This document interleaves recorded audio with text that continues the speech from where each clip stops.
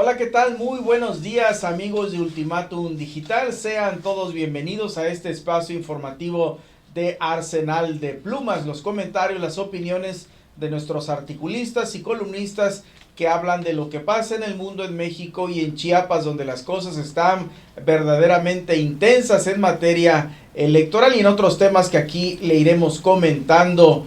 Y saludo como todos los días a mi colega, a mi compañero Javier Guizar. Javier, buen día. Tony, buenos días. Pues la noticia nacional, 2 años del gobierno de Andrés Manuel López Obrador. Así es, reciban un saludo cordial de nuestro director general, el licenciado Ahmed Samayoa Arce. Y justamente a partir de los 2 años de gobierno del presidente Andrés Manuel López Obrador, en el 2018, usted recordará aquellas grandes votaciones del Movimiento Nacional Morena, que arrasó completamente, borró del mapa a muchos partidos políticos, incluyendo, por supuesto, al PRI, al PAN, PRD y entre otros, y ganó en una mayoría absoluta. Y hoy vemos a la distancia de 2 años, ayer el presidente de la República rendía un informe de sus actividades que ya es muy común en él, y justamente hoy usted puede consultar en nuestra versión impresa y digital las 8 columnas que el gobernador del estado, el doctor Rutilio Escandón Cadenas, se refiere a este tema. En la página 4 usted encuentra la información que al cumplirse el segundo año de gobierno del presidente de la República, Andrés Manuel López Obrador, el gobernador Rutilio Escandón Cadenas reconoció el apoyo que el mandatario federal ha brindado a la región sur-sureste, sobre todo a Chiapas, para avanzar de forma equilibrada en el desarrollo y la transformación del país. Textualmente, el doctor Rutilio dijo que a 2 años de su toma de posesión, el presidente López Obrador se mantiene fiel a los principios de erradicar la corrupción e impulsar el bienestar de las y los mexicanos, principalmente de los más pobres. Agregó que reconoce y agradece su humanidad, honestidad y lealtad al pueblo, y le refrendó su voluntad de continuar caminando juntos a favor de Chiapas y de México. Ahí me parece muy bien las aseveraciones del Ejecutivo del Estado, y no es para menos porque recordemos que el Ejecutivo del Estado, el doctor Rutilio Escandón Cadenas, ganó justamente bajo el cobijo del partido Morena, del presidente Andrés Manuel López Obrador. Ayer justamente, Javier, auditorio, nada más para que se den una idea, las encuestas, incluso las más reacias a la cuarta transformación, todavía le dan mucho porcentaje, si no un amplio porcentaje, pero sí todas las encuestas, sin excepción, todavía colocan al presidente Andrés Manuel López Obrador entre las simpatías favorables. Decía ayer Roy Campos, de su empresa encuestadora, una de las más prestigiadas del país, que la tiene acreditada el Instituto Nacional Electoral como de las más serias a nivel nacional por sus encuestas, resultados con poco margen de error. Decía que si hoy fueran las elecciones, el presidente de la República, Andrés Manuel López Obrador, todavía ganara con un amplio margen de diferencia sobre sus opositores. Sí, es cierto eso. No tendría la votación de los 32 millones de ciudadanos, pero sí volvería a ganar las elecciones. No creo que se daría el 6 de 6. Así es, ¿no? Pero sí tengo claro, y como lo hizo Roy Campos, que Andrés Manuel, si hoy fueran las elecciones o ayer, volvería a ser el presidente electo, ¿no?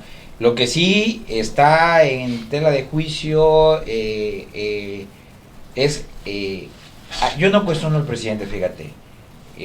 Creo en sus intenciones de hacer las cosas, pero abajo es donde todavía el presidente seguirá luchando y tiene el gran reto de la corrupción, al igual como lo plantea el gobernador del estado de Chiapas, que era los principios de erradicar la corrupción en Chiapas y en todos los estados y en el mismo estructura del gobierno federal, por todo lo que se ha dicho, por todo lo que se ha sabido. Ese es el gran reto, Tony, la corrupción, que está arraigado, y donde más se da la corrupción ahorita son en los municipios y en unas áreas de los gobiernos estatales y también federales, porque el presidente lo sabe, que ese es su gran reto, la corrupción. Así es, pues ahí está, prácticamente se enfila su tercer año a partir de ayer, en este nuevo año, prácticamente el 2021, que ya estamos empezando el mes de diciembre, a un mes del 2021 y se enfila ya el presidente Andrés Manuel López Obrador a iniciar su tercer año de gobierno. Está a la mitad, o empezando la mitad, Javier, de su sexenio, el presidente Andrés Manuel López Obrador. Y también, por favor, consulte con calma el reportaje del día de hoy en la página 16 de mi compañero Carlos Rosales, que habla de una situación bastante latente ahí como otros sectores. Sí, claro. En este caso aborda sobre la situación de los mariachis, de esos cantantes populares que se ven a lo largo y ancho de toda la geografía mexicana, y por supuesto también ahí andan en Estados Unidos, en Europa. Pero vamos a hablar de Tuxtla Gutiérrez. Dice nuestro compañero Rosales que en la pandemia viven una situación bastante crítica en materia financiera, porque aún en semáforo verde hay prohibiciones para realizar fiestas masivas, aunque la verdad es que muchos se han descuidado y han realizado eventos, los vemos, los santos, a todo lo que da, y es imparable, ninguna autoridad puede poner freno a eso. También algunos salones ya han realizado festejos, pero en este caso las cantinas, Carlos Rosales dice que a pesar de que el estado de Chiapas se ubica en color verde dentro del semáforo de riesgo epidemiológico, el sector de los mariachis de la ciudad de Tuxtla Gutiérrez no logra recuperarse en cuanto a sus ingresos. Pues deseamos que pronto se recuperen nuestros mariachis aquí en Tuxtla Gutiérrez, que han alegrado tanto por tantos años muchas familias en la capital del estado, Javier.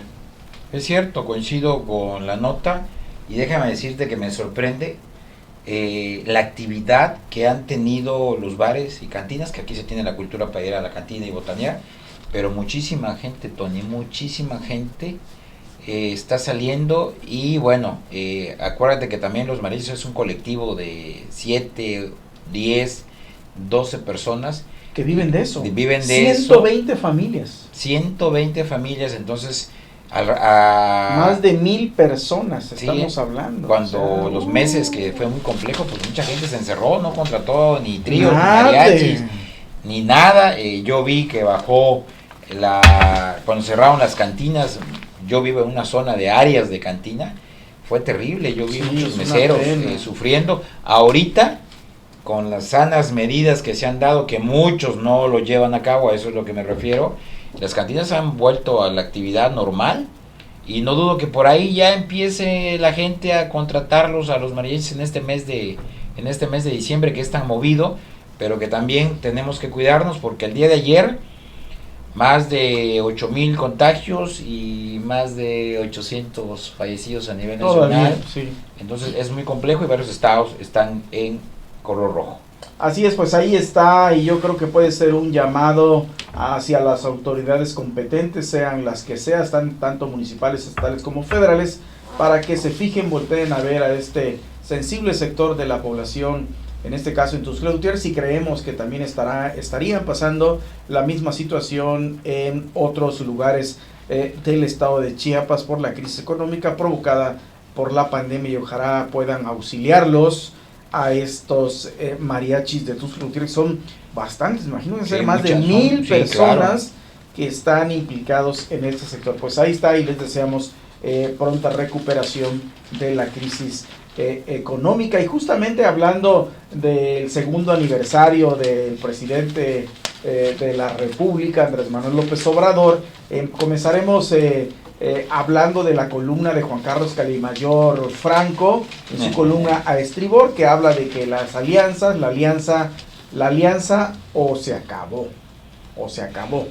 Un editorial, dice recientemente, de la periodista politóloga Beatriz Pajes, hace eco del clamor ciudadano a los partidos de la oposición, en el sentido de que, más allá de sus diferencias ideológicas, intereses partidistas o aspiraciones personales, por legítimas que sean, existe un imperativo mayor, que es el de impedir que se consagre una dictadura en nuestro país. Mientras otros aplauden, por supuesto, que siempre hablan este tipo de opiniones, y como bien dice nuestro director general, licenciado Ahmed Samayoa Arce, aquí hay piso parejo para opinar de todos. Y dice Juan Carlos que para quien piense que hablar de una dictadura es una exageración, basta decir que AMLO y su maltrecho partido no se anda con rodeos, no quieren un país plural, sino afianzar una hegemonía absoluta. Lo harán desde el poder del Estado, y dice que no conciben otra manera de gobernar. AMLO es hijo del antiguo régimen presidencialista bisnieto y tataranieto de los caudillos, Sí. desde Hidalgo y Santa Ana hasta Lázaro Cárdenas,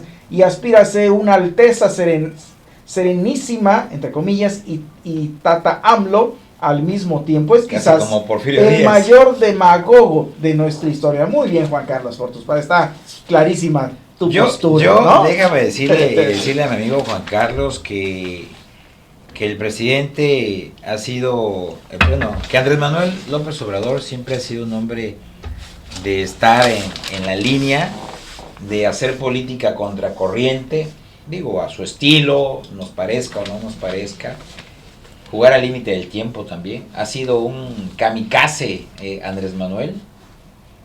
Ahí va. Y Andrés Manuel está ahorita, creo que más astuto que Donald Trump.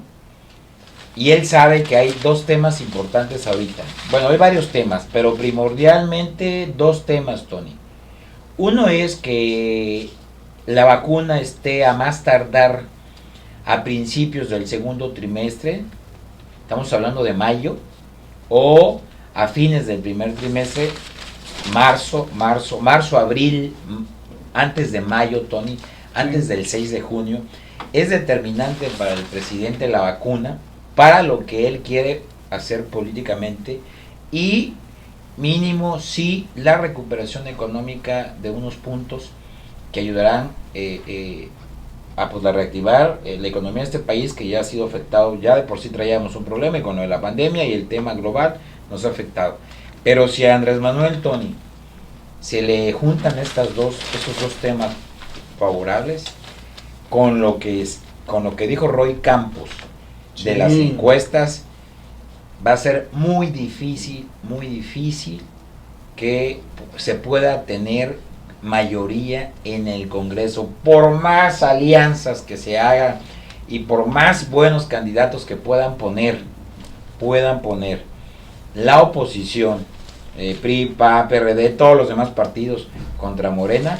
Déjame decirte que va a tener varias gobernaturas de 15, yo calculo mínimo 10, de 15 mínimo 10, más de 1,300 ayuntamientos, que son casi más de 2,000 ayuntamientos, más de 1,000 diputados locales,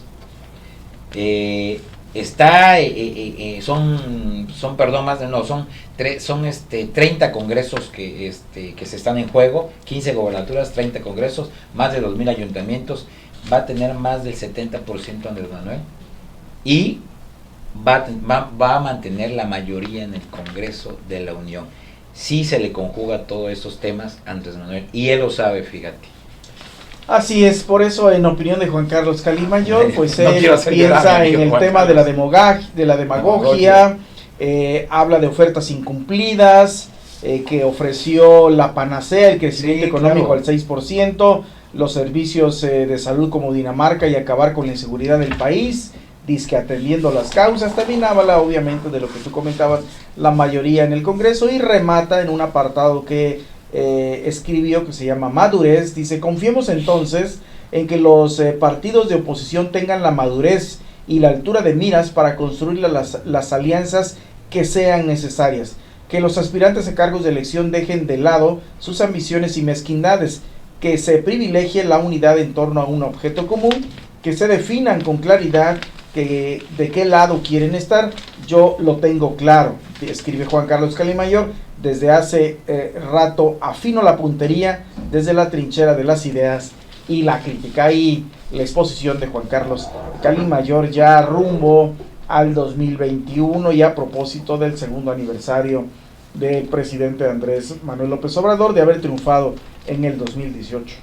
Es que, Tony, mira, son 2 años, lo menciona muy bien Juan Carlos, no se han cumplido todos los temas que esperábamos, aunque el presidente dice que ha cumplido con la mayoría de sus compromisos. Pero, por ejemplo, el tema de salud, casi como Canadá o Dinamarca, que fue un ejemplo que puso ahí el presidente. Pero lo increíble, Tony, es que sigue en las expectativas, en los intereses y en la aprobación de muchos ciudadanos mexicanos a favor de la Cuarta Transformación y a favor de las políticas públicas del presidente Andrés Manuel López Obrador.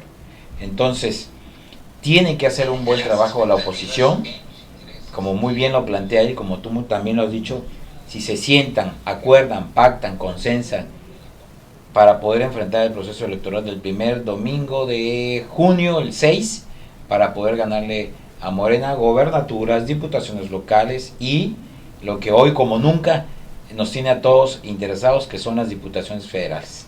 Así es, sí. Todavía esta historia electoral empieza y por supuesto a 2 años del gobierno de Andrés Manuel López Obrador todavía falta un largo tramo que seremos testigos todos los ciudadanos de ver cómo se va escribiendo esta historia a partir de esta figura pública de Andrés Manuel López Obrador. Y bueno, también escribe Enriqueta Burelo hoy sobre la cartilla moral de la guía ética para la transformación de México, que la semana pasada diera a conocer justamente el propio presidente de la República, esto que llamó la cartilla moral, lo cual escribe nuestra compañera Queta Burelo, dice: ocasionó fuertes voces en pro y en contra. Las en pro defienden la posición del presidente Andrés Manuel por presentar un instrumento que guíe la reflexión hacia los valores humanos en un país sumido en el caos de la violencia, así como la ausencia de una cultura cívica que se debe formar desde el parvulario.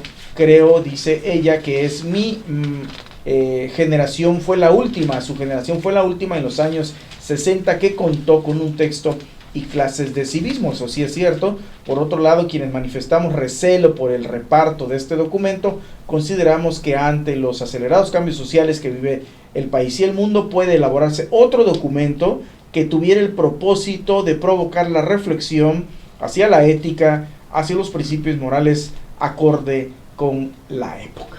Bueno, yo todavía llevé en primaria, en 1974, 75, 76 en la secundaria, llevé civismo, Tony, y eran materias muy estrictas. Tuve maestros que te pedían en secundaria aprenderte ciertos artículos de la Constitución, sobre todo sobre derechos humanos, sobre la otredad, sobre el respeto al otro, y respetar las ideas, las diferencias de credo, como la separación del Estado con la Iglesia. Sí. Todo eso todavía me tocó. Te estoy hablando de 1974, 75, 76, 77 en la secundaria Adolfo López Mateos, llevar el libro de civismo. Me tocó también la primaria llevar civismo, que tenía que hablar prácticamente con derechos humanos, el respeto a la bandera, a tu himno, a la institución que es el Estado, el gobierno. Todo eso nos tocó a nosotros, y a mí sí me hubiera gustado que este gobierno hubiera puesto una materia, tanto en primaria, secundaria y preparatoria, Tony, sobre todo en los primeros años, lo que es educación básica, que es donde se construye la ciudadanía, que estamos hablando de preescolar, primaria y secundaria, materias de civismo, como lo llevamos nosotros. Nos ayudó muchísimo. A nosotros nos enseñaron a tirar la basura en el lugar, sí, a barrer tu calle, a sembrar arbolitos, y no solamente en los días de onomástico, día del árbol, sino de manera constante, muy enraizada, ¿no? Y por eso está muy bien el escrito Enriqueta Burelo, a quien enviamos un saludo, querida Queta, maestra. Una gran aportación que hace el día de hoy, recordándonos. Por ejemplo, dice que hoy nuevamente la polémica aparece la guía ética para la transformación de México, que está basada en el texto de Alfonso Reyes. No hay duda que dentro del contenido del texto, escribe Queta Burelo, tenemos temas de interés ético ya plasmados en nuestra Constitución Política de los Estados Unidos Mexicanos, y dice ella que se me antoja más aceptable haber hecho una rendición de miles de ejemplares de la Constitución y repartirlas en las escuelas. Me parece que algún presidente de la República, algún gobernador, yo recuerdo por ahí, así la chiquita, que repartieron, ¿verdad? Sí, gratuitamente millones y millones de estas constituciones políticas, yo creo que hasta sintetizadas, no totalmente, y me pareció una buena aportación, y es lo que está recordando Queta Burelo, que se hiciera este asunto. Y bueno, y termina, dice que considero que la guía debió diseñarse acorde a los grandes avances en materia de derechos humanos, de género, de diversidad, no discriminación, de los cuales ya hay avances sustantivos. Tienes toda la razón. En ese sentido, Tony, que hemos estado sufriendo en los últimos días sobre feminicidios,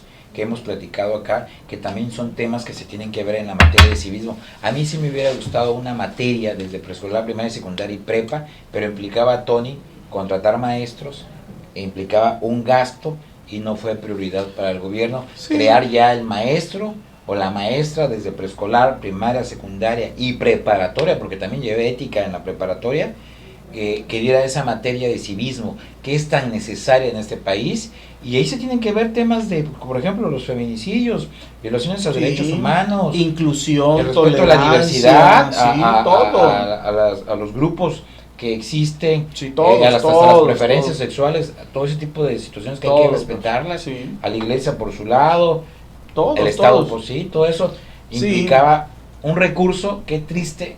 Yo pensé que la Cuarta Transformación iba a replantear muchos temas de la currícula y crear una de ellas. Y me parece muy acertado tus comentarios, que se vinculan perfectamente con lo que comenta nuestra colega Keta Burelo, que habla justamente de ese gran desafío que se debe hacer desde el fondo, desde la raíz, que tiene que ver con los procesos de formación iniciales. Es un debate histórico que hemos tenido los que de alguna manera estamos vinculados con la educación, que simpatizamos por eso, reformas más estructurales que sindicales. ¿Por qué? Porque una reforma sindical es bien importante, los derechos laborales, pero la reforma educativa tiene que ver con los procesos de formación inicial. Yo diría que desde preescolar, primaria, secundaria y preparatoria. Por supuesto que reclama un gran reto, porque hay que trabajar de fondo con los planes y programas de estudios, con la currícula completa, para formar una generación de docentes, quizás incluso los que están, porque tampoco podemos quitar a nuestros grandes maestros que hoy día son adultos mayores, sino empezar un proceso de formación con esos temas sustanciales, la tolerancia, la inclusión, la paridad de género, la participación política, hablar de corrupción desde temprana edad, qué significa, qué es todo eso, porque ya cuando estás, como bien lo decía, hace muchos años Saramago, este gran escritor portugués, él decía que el problema de la educación no está en la educación superior, ahí ya ves las consecuencias, y tenía razón. Y por eso es el trabajo que se tiene que hacer, decía, desde el río, decía, desde donde fluye el agua, de donde brota el agua, y de donde brota el agua, para que coincidamos, tiene que ver con el origen, desde el sistema preescolar. Ahí inicia el proceso de formación, ahí se tiene que enseñar qué es la solidaridad, qué es el medio ambiente, etcétera, y en el contexto de cada localidad, que hoy día, lo decimos con uso de razón, no se ha abordado esa situación de manera seria, de manera frontal, con un trabajo realmente integral, Javier. Y es que reclama esfuerzo, sí, pero se puede hacer. Y otros países de izquierda lo han hecho, lo hicieron. Y hubiera sido interesante, me queda claro que todavía el gobierno de Andrés Manuel va a estar 2 sexenios. Hubiera sido interesante en 12 años abordar esos temas desde el inicio, y ver prácticamente en 12 años una generación trabajada de alumnos y de docentes formadores en las normales, en las escuelas de pedagogía, en universidades de pedagogía, para que luego se incorporen a trabajar en las aulas. Hubiera sido interesante 2 sexenios hacer este tipo de trabajo, y ya arriba hacer los estudios de qué tanto se avanzó. Así es, pues vamos a ir cerrando. Muy bien, Keta, te felicitamos y nos animaste a reflexionar este asunto que nos apasiona. Sí, claro. Gracias, Keta. Pues terminamos con temas electorales. Tenemos 5 minutos. Lea, por favor, con calma, una situación muy interesante que viene no solamente del proceso electoral, sino las reglas del juego previos al proceso electoral, que hoy aborda mi compañero Alejandro Moguel, tanto del INE como del IEPC. Todos esos requisitos y filtros que tiene que pasar cualquier candidato o candidata a elección de un puesto de elección popular, porque si no lo revisa a la hora, como ayer comentábamos, que también ventiló el IEPC en la localidad, hoy Alejandro Moguel habla de lo que pasa en el INE. También hay requisitos, y si no lee la normatividad, candidato o candidata, déjeme decirle que no lo van a dejar ni inscribirse, por más aspiración y por más recursos públicos que tenga para encarar el proceso electoral. Hay que revisarlo. El que no paga pensión. Así es, todo eso. El golpeador. Aquí lo recuerda muy bien mi compañero Alejandro. Léalo, por favor. Y bueno, también Armando Rojas Arévalo. Seriedad, por favor, dice, respecto a todo este tema que hay del propio presidente de la República a 2 años, y también comenta algunos asuntos nacionales, como lo que está pasando en Baja California de Bonilla, el gobernador que se ha hecho despreciable por burlón, mal y mamón. Dice, léanlo con calma por favor, y habla también de la oposición. Y rápidamente los candidatos, tu servidor, escribo algo de Juan Salvador, que yo lo recuerdo, ayer estaba recordando a Juan Salvador, que lo veía de pequeño, más joven, con su papá Camacho Solís, aquel negociador de la paz allá en San Cristóbal de las Casas, entre el 95 y 96, y Juan Salvador ya andaba por ahí acompañando a su papá, y hoy es un serio aspirante a la alcaldía de San Cristóbal de las Casas, y veremos cómo se da ahí la definición interna. Y menciono un poco las 15 gobernaturas que están en juego, muy difíciles, se están dando con todo, Javier. En Campeche va Laia Sansores, así es. En Campeche están dando con todo. Lea, por favor, con calma amiga. Las demás columnas. Nos vemos a la 1 de la tarde con una entrevista con el diputado local Emilio Salazar Farías. Hasta pronto, buenas tardes, gracias.